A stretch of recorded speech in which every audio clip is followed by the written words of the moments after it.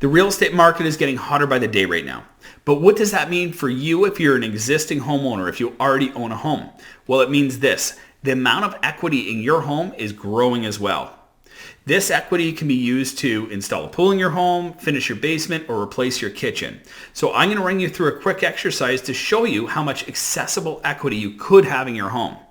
For example, if your home is worth $1 million, you can borrow up to 80% of that value. In this circumstance, that'd be $800,000. Subtract the amount that you owe on your home. In this circumstance, I'm going to say $500,000.